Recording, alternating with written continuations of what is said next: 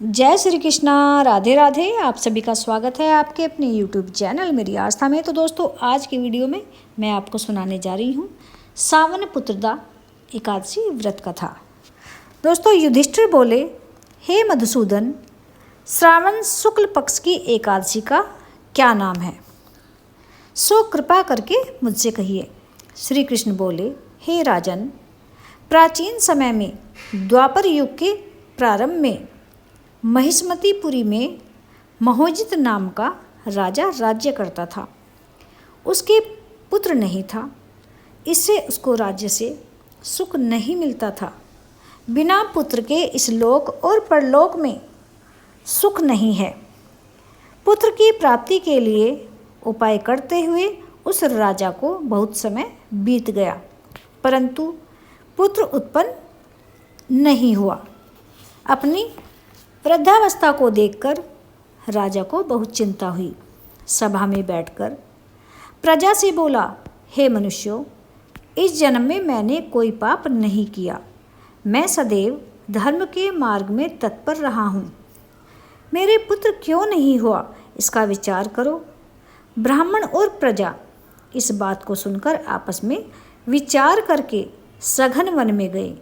वहाँ घोर तप करते हुए चैतन्य, आनंद में आरोग्य, आहार रहित, मन को वश में करने वाले, क्रोध रहित, धर्म तत्व के सब शास्त्रों में चतुर लोमस ऋषि को देखा। उनको देखकर सब प्रसन्न हुए और यथा योग्य नमस्कार किया।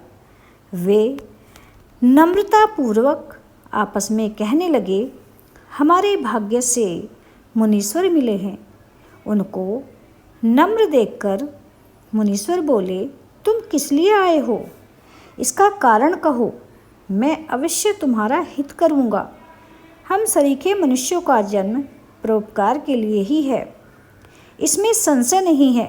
मनुष्य बोले, हम अपने आने का कारण कहते हैं, आप सुनिए।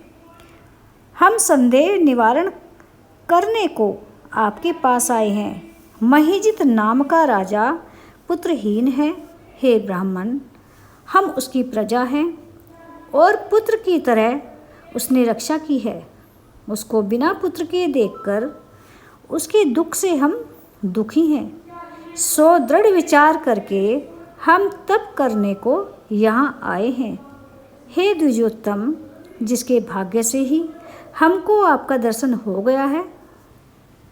बड़ों के दर्शन से ही मनुष्यों का कार्य सिद्ध हो जाता है।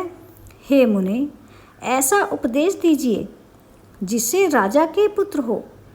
उस राजा के पहले जन्म का वृतांत ध्यान करके मुनीश्वर बोले, पहले जन्म में यह राजा निर्धन और क्रूरता के कर्म करने वाला वैश्य था।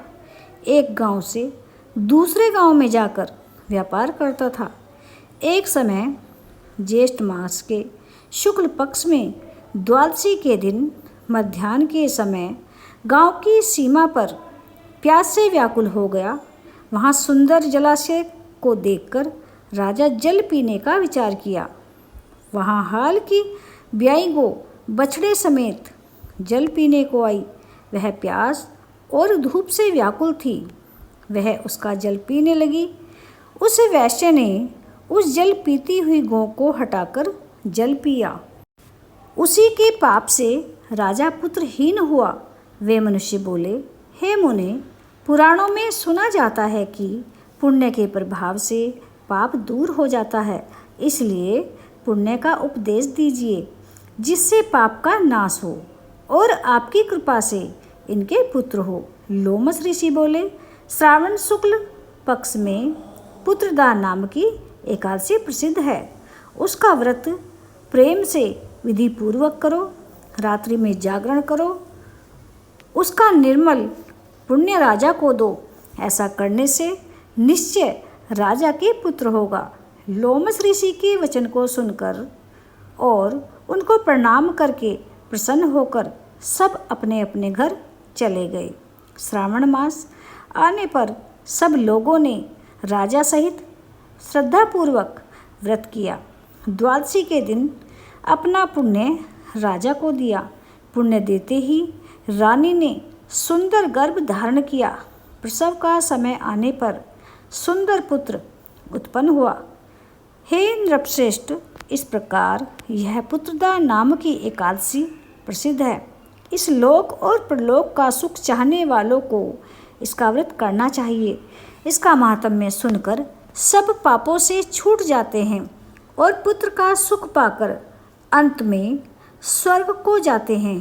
तो दोस्तों, ये थी सावन पुत्रदा एकादशी व्रत की कहानी आपको कैसी लगी कमेंट करके अवश्य बताइएगा।